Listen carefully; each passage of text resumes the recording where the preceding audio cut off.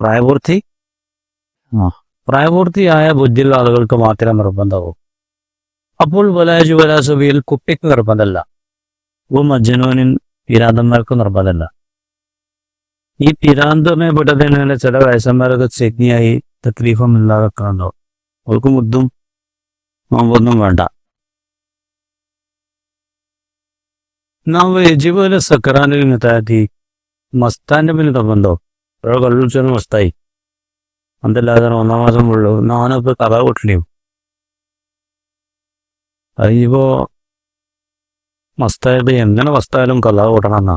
എങ്ങനെ നമുക്ക് കൊള്ള കുടിച്ച് കെട്ടിക്കൊട്ടി തെറ്റ് കുറ്റക്കാരനായിട്ടാണെങ്കിലും വേണ്ടില്ല, അല്ലാതാരും വേണ്ട, കഥ കൂട്ടണം എന്നാ. ബി ഖിലാഫി അൽ കാഫിൽ അസ്ലി, അസ്ലിയായ കാഫർ കഥ കൂട്ടണ്ട. മുർത്തത് കൂട്ടാ. ഇസ്ലാമെന്ന് മതം പൊളിച്ച ഒരാൾ പോയി 10 കൊല്ലം കാഫറ ഇന്നതിന് ഇസ്ലാമിലേക്ക് വന്നു, കഥ കൂടാ. കാഫറായി ജനിച്ച ഒരാള് 10 വയസ്സായിരുന്നു ഇസ്ലാമിൽ വന്ന കഥ കൂട്ടണ്ട. പക്ഷേ അവരോട് ആഖിറത്തിൽ അതിനെ കുറിച്ച് തേട്ടുണ്ടാവും ഈ കാഫിരീങ്ങളോട്. അതുകൊണ്ട് എന്തുണ്ടെന്ന് അറിയോ? ഓർക്കൊന്നും കൊടുക്കാൻ പാടില്ല. ഓർക്ക് ചായം വെള്ളമൊന്നും കൊടുക്കാൻ പാടില്ല. അങ്ങനെ ഒരു വിഷയം പറയട്ടെ. ഉണ്ടോ? മുസ്ലിങ്ങൾ അവർക്ക് ഭക്ഷണം കൊടുക്കാൻ പാടില്ല. ഹീനഹാരി റമദാൻ മാസത്തെ പകല് മണിക്കാർക്കൊന്നും ഭക്ഷണമെന്നോ വെള്ളമെന്നോ വെക്കാൻ പാടില്ല. പെണ്ണുങ്ങൾക്ക് പറയാൻ നോമ്പുറി എന്നാ പറയാ. കാവര്യങ്ങൾക്ക് ഭക്ഷണമൊക്കെ നോമ്പുറിയുന്നൊരു പറച്ചോ. ഓർക്ക് കഥ വീട്ടേണ്ടതൊന്നും ഇല്ലെങ്കിലോ അവരോട് തെക്കിലീഫ് ഉണ്ടതാ. ദുനിയാവിൽ ചോദ്യമില്ലെന്നുള്ളൂ. നാളെ ചോദിക്കുമ്പോൾ ഇവരുടെ കഥ കൂട്ടും വേണ്ട. ഇവിടുന്ന് ഇമാം അവരോട് ഒന്നും നടപടി നോക്കൂല. പക്ഷേ പരലോകത്തിൽ ചോദ്യം ഉണ്ടെന്നുള്ള അർത്ഥത്തിലൊരു തെക്ലീഫ് ഉണ്ട്. അതുകൊണ്ട് തിന്നാൻ കുഴക്കരുത്. എന്തുകൊണ്ട് നല്ലന്നോ ഇയാനത്തിനല മാസിയെത്തി ഒരു തെറ്റിപ്പിന്നിൽ സഹായിക്കലാവുന്നു. അടുത്ത ഷർത്ത് കേട്ടോളിയാ. വൈത്താക്കത്തോ എസ്സൻ ഷറാൻ, എസ്സിലും ഷറവിലും നോമ്പ് നോൽക്കാൻ കഴിവുണ്ടാകുക. ഹിസ്സിൽ നമുക്ക് ആയിസേരും ഷറാൻ എന്ന് പറഞ്ഞാൽ ശരീരത്തനുസരിച്ചും കഴിവുമാണ്. അപ്പോൾ മറദിൻ രോഗം കാരണമായിട്ടോ ഓ കിബരിൻ അല്ലെ വാർദ്ധക്യം കാരണമായിട്ടോ ഒരാൾക്ക് നോമ്പ് വിൽക്കാൻ പറ്റില്ലെങ്കിൽ ഒന്നും നോമ്പ് നിർബന്ധമല്ല. ഉദർബല്ലേരു അത് വേറെ കാര്യം. ഈ അതനുസരിച്ച് അങ്ങനല്ല.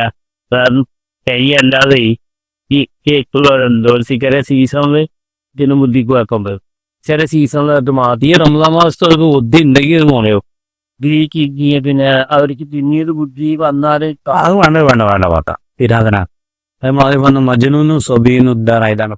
മജ്നൂനാണ് ആള്. അതുള്ള ഇനിയിപ്പോ പകലൊക്കെ ബുദ്ധി വന്നു അല്ലെങ്കിൽ സോക്കട് മാറി ഊറ്റുന്നു, അതിൻ്റെ ഒരു കാര്യം പറയാൻ പോകും. അതിൻ്റെ ഒരു വിശദീകരണം ഉണ്ട് ഇവിടെ. ഇപ്പോൾ പറയണത് കഴിവാണ്. അപ്പോൾ പിന്നെ വയസ്സന്മാർക്ക് വയസ്സായിട്ട് നോമ്പ് വിൽക്കാൻ വയ്യ, അല്ലെങ്കിൽ ഒരു യുവാവ് തന്നെയാണ് രോഗം കാരണമായിട്ട് മൂപ്പർക്ക് നോമ്പ് വിൽക്കാൻ വയ്യ. അപ്പോൾ അത് ഹിസ്സ നൽക കഴിവില്ലാത്തതാണ്.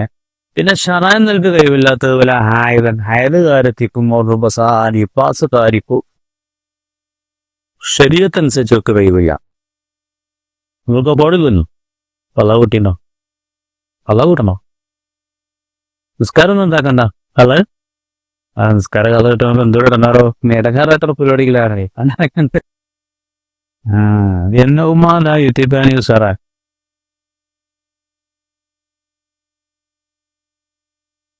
അടുത്തത് ഒരു കാര്യം പറയണ എന്താ വെച്ചാല് യോട് പോയ സൊബിയോ കുട്ടീനോട് മുമ്പ് വിൽക്കാൻ പറയണം, കൽപ്പിക്കണം. മനസ്സിലാണോ? ഈ സൊബി 7 വയസ്സായി നിസ്കാരത്തിട്ട് അധികം മരക്കല്ല. നേരെ മറിച്ചാണ് പേരിലൊക്കെ ഉണ്ടാകുക. ഈ മക്കൾ നന്ന് പറ്റില്ല. ഇത്ര കുട്ടികൾ എന്ന് വിൽക്കണ്ടെന്ന് പറയും, എല്ലാവരും ഇത് വിൽക്കണ്ടെന്ന് പറയും.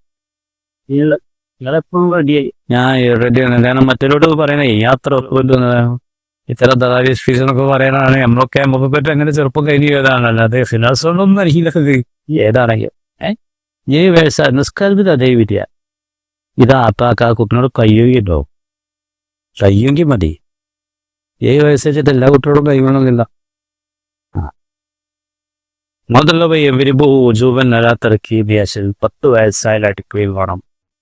അടിച്ചു വന്നിട്ടിക്കണമെന്നാണ് നിസ്കാരത്തിന്റെ അതേമാതിരി തന്നെയാ കയ്യമികല് അവിടെ പറയും. ഇനി ശ്രദ്ധിച്ചോളെ, ഇന്നിപ്പോ നല്ലത് ശ്രദ്ധിക്കേണ്ടത് യുവാവോ അനുവദനീയമാണ് തറക്കു നോമ്പ് ഉപേക്ഷിക്കൽ മടിവി രോഗികാരി രോഗിക്ക് നോമ്പ് ഉപേക്ഷിക്കൽ ഹലാലാണ് എന്നാണ് നബിമാമ് പറയണത്. ഇതിൽ ചെറുപ്പം നിങ്ങൾ പറയണ യജിബ് അതെ നോമ്പ് ഒഴിവാക്കൽ നിർബന്ധ ആണ് കേട്ടുള്ളൂ. നമ്മൾ നോമ്പ് ഒഴിവാക്കുന്നതിനെ കുറ്റം കിട്ടുക. രോഗി എനിക്കിപ്പോ രോഗമാണ് നിൽപ്പാണ് കഥ കിട്ടണം.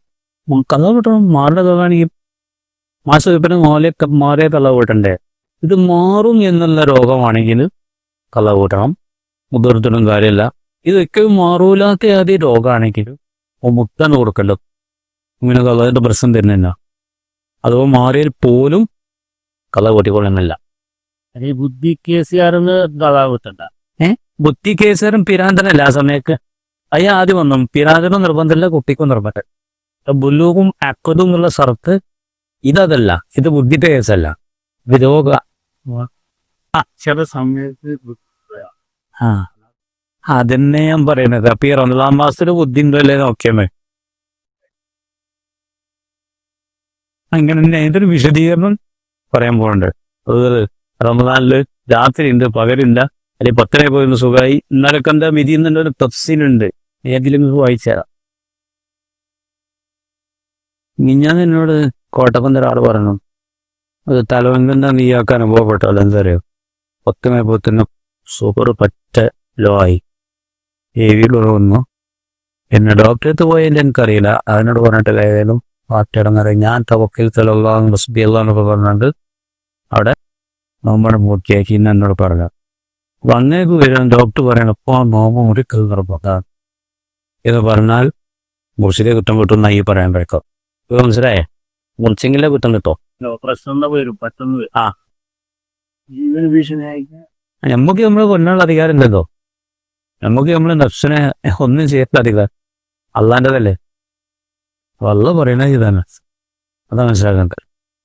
യുവാഹു നബിമാമ മിന്നാജിൽ കൊടുത്തത് തൊഴുഫേൽ ഇവനജർ പറയണായി ചേച്ചിബു. അത് ഇവിടെ രോഗം എന്ന് പറഞ്ഞാൽ തേമും അനുവദനീയമാകുന്ന രോഗം. ഉദാഹരണമായിട്ട് ഒരു അവയവത്തിന് എന്തെങ്കിലും അപകടപ്പെട്ട് അല്ലെങ്കിൽ ജീവൻ നഷ്ടപ്പെടും, അല്ലെങ്കിൽ സൂക്കർ മാറൽ വൈകും. നോമ്പ് നോറ്റിന്നെങ്കിൽ 2 ദിവസം കൊണ്ട് പറഞ്ഞ നോമ്പ് ആഴ്ചയോടെ മാറുള്ളൂ. ഇതൊക്കെയാണ് കാരണങ്ങൾ. അല്ലാതെ മരിച്ചതിന് വെട്ടത്തിന് മാത്രമൊന്നുമല്ല. തറി കയറുത്താൻ പാടില്ല, നല്ല അധികാരം നമുക്കില്ല. ഹലോ, ഇതാ വജുദൻ ശരീരൻ ശക്തമായ ബുദ്ധിമുട്ടുണ്ടെങ്കിലാണ് കേട്ടോ ഗേസു തയമ്മും അനുവദനീയമാകുന്ന ഘട്ടം. ആ നിൽക്കുന്ന പ്രശ്നങ്ങൾ ഉണ്ടെങ്കിൽ. അതേപോലെ തന്നെ നോമ്പ് പോയിക്കൊണ്ട ടീമാണ് ആരറിയോ, ഒരു മുസാഫിരി സഫറൻ തൊവിയ മുബാൽ ദീർഘമായ യാത്ര ചെയ്യുന്ന 132 കിലോമീറ്ററാണ്. ഈ അളവുകളൊക്കെ ലഭിക്കുന്ന യാത്ര 132 കിലോമീറ്റർ, 2 മറഹല. ഹനഫി മദ്ഹബ് പ്രകാരം 132 പൗതിമ്പടെ കൂട്ടണം, 3 മറഹലമാണ്. അതുകൊണ്ട് നിസ്കാരത്തിന്റെ കാര്യത്തിൽ നിയമമൊക്കെ ഞാൻ പറയാം. 2 മറഹൽ ഉണ്ടെങ്കിൽ നമുക്ക് ജവാസാണ്, 132 കിലോമീറ്റർ ഉണ്ടെങ്കിൽ. പക്ഷെ 3 ഉണ്ടെങ്കിലാണ് നല്ലത്. കാരണം ഹനഫി മദ്ഹബിൽ എത്രമാണ്?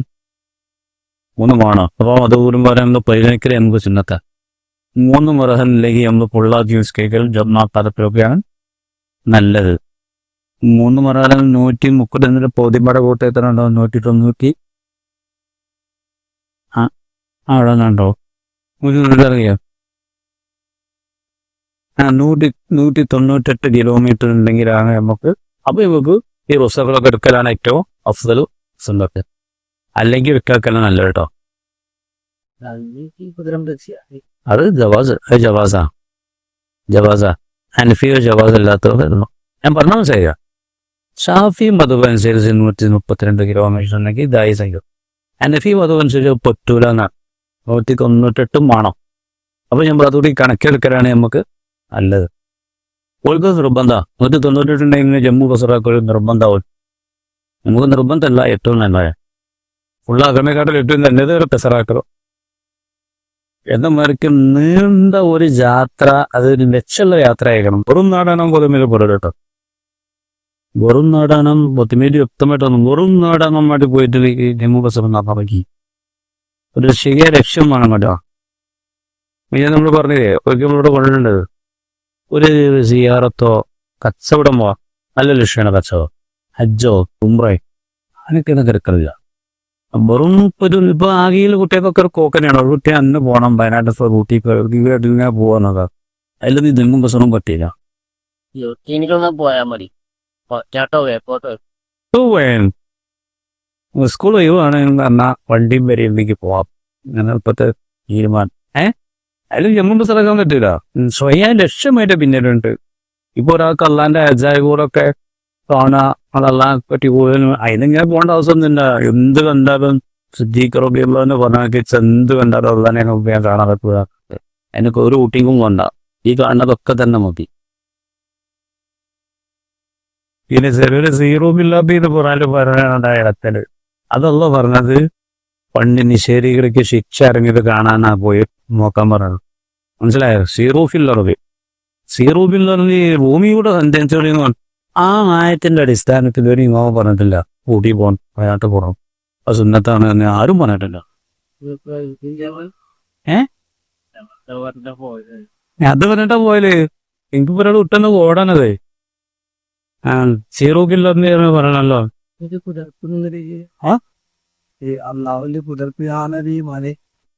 അപ്പൊ അത് നല്ല രക്ഷയാണെങ്കിൽ തിരക്കറിയ അല്ലാണ്ട് ആകാശമൊക്കെ മല്ലൊക്കെ മേലെയാണ്. അഫലായൽ ഇതിലി കൈപ്പലിക്കട്ട് അതൊക്കെ നോക്കാൻ പറഞ്ഞത് അങ്ങനെ ഒരു ആയത്തുണ്ട്. അതുകൊണ്ട് ഒരു കുട്ടിയാ ഊട്ടിക്ക് പോകണം വയനാട്ടിൽ പോകണം എന്നൊന്നും ഒരിക്കൽ ഒരു ഇമാം പറഞ്ഞിട്ടില്ല. മനസ്സിലായോ? അപ്പൊ ശരിയായ യാത്രയാണെങ്കിൽ നോമ്പ് ഒഴിവാക്ക എന്നാ പറയുന്നത്. ഈ മതം വളരെ വ്യത്യാസം വന്നവിടെ ഞാനിതിപ്പോ തമ്പിലാണ് മതം ഒന്നും വളരെ അതെ അതെ അതെ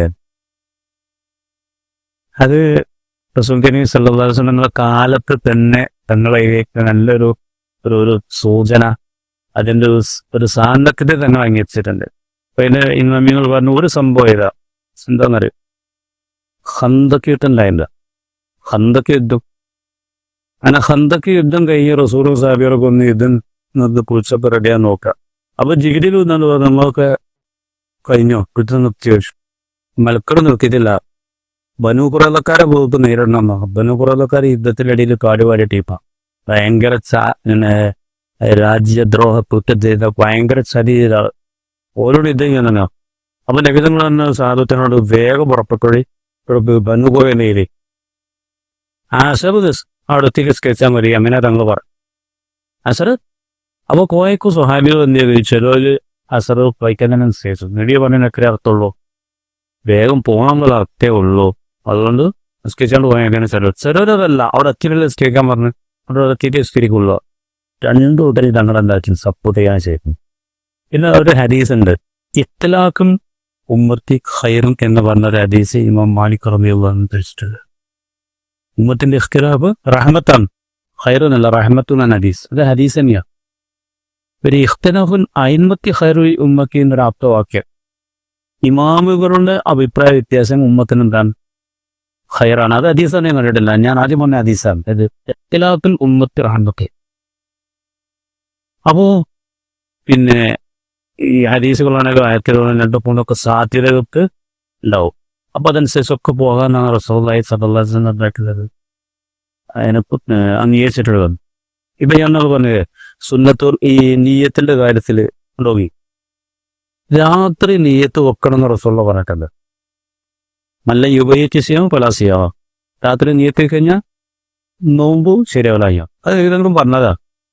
തങ്ങളുടെ കർമ്മത്തിൽ ഇങ്ങനെ കാണുന്നുണ്ട്. പത്തിനിക്ക് വന്നിട്ട് ചായം പോങ്ങി ഇവിടെ ചായം ഇല്ലാന്ന് നന്നായി മുൻപാണ് അപ്പൊ നീയത്തേക്കും. ഇത് റസൂലുള്ളാഹിന്റെ കർമ്മമാ. ഇത് എന്തൊക്കെ ഒന്നും കാവല. ഇമാം ഷാഫി റളിയല്ലാഹു അൻഹു ചെമ്പ് ചെയ്തത് ഔപരാക്കി വെക്കണം എന്നുള്ള ഫർദിന്റെ കാര്യമാണ്. കർമ്മത്തിൽ ഇത് വന്നത് സുന്നത്തിലായി. റമളാൻ മാസം പത്തിനിക്ക് വന്നുകൊണ്ട് ചായം പേശിയാൽ എന്തെങ്കിലും നീയത്തൊക്കെ ഉണ്ടാവില്ലല്ലോ. അപ്പൊ അത് സുന്നത്ത് കാണാൻ മറ്റത് ഫറലുക. പക്ഷെ ഇമാം അബൂ ഹനീഫ തങ്ങൾ ഈ കർമ്മത്തിനാണ് ഇതിനേക്കാൾ പിന്തുണ കൊടുക്കുന്നത്, സപ്പോർട്ട് ചെയ്യും.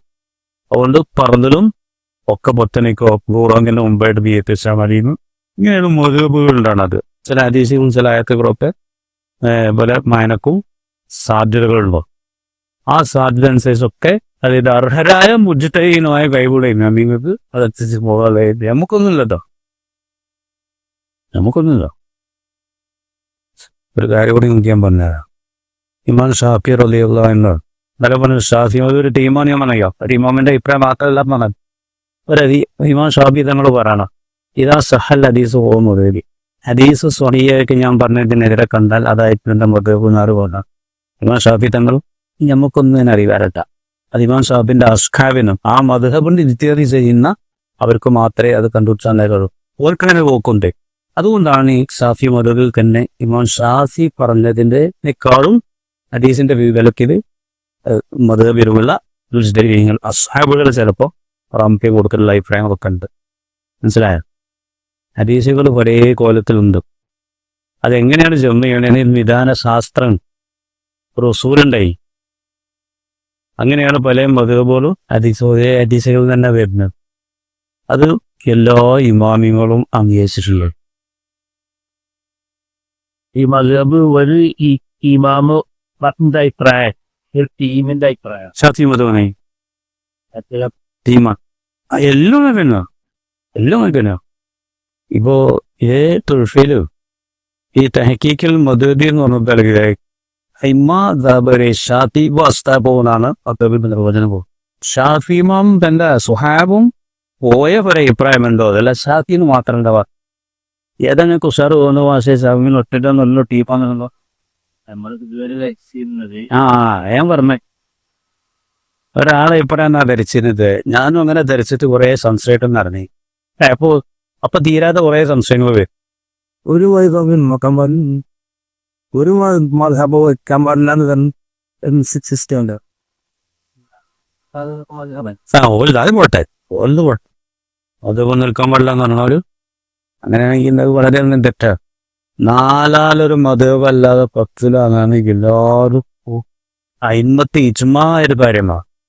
ആ അഭിപ്രായത്തിലാണ് റാജു ബോസലിമുള്ള ഇതൊക്കെ ഉള്ളതൊക്കെ എല്ലാ ഇമാമും 4 മദ്ഹബോ അതേപോലെ ക്രോഡീകരിക്കപ്പെട്ട മദ്ഹബോ അതിന്റെ പിന്നീട് ഉറച്ചു നിൽക്കുക എന്നാണ് പിൽക്കാലത്തുള്ള എല്ലാ ഇമാമയും. ഈ 4 മദ്ഹബും 3 നൂറ്റാണ്ടിലുണ്ടായത്, 3 നൂറ്റാണ്ട്. പിന്നെ വന്ന ഈ ഇമാമികളൊക്കെ അതിന്റെ പിന്നീട് നിൽക്കാനുള്ള തീരുമാനത്തില്ല. അവസരിമാവും പുതിയ മദ്ഹബ് ഉണ്ടാക്കാൻ പോയില്ല, റാസിമാവും പോയില്ല, സലിമാവും പോയില്ല. ഇന്നും അറേബ്യൻ രാജ്യങ്ങളൊക്കെ അടുത്ത സലഫിയാണെങ്കിൽ മദ്ഹബ് ആണെന്ന് തന്നെ പറയും. അതിപ്പോ സൗദി അറേബ്യയാണെങ്കിലും ഏതായി അമ്പലം മദ്ഹബാണ്.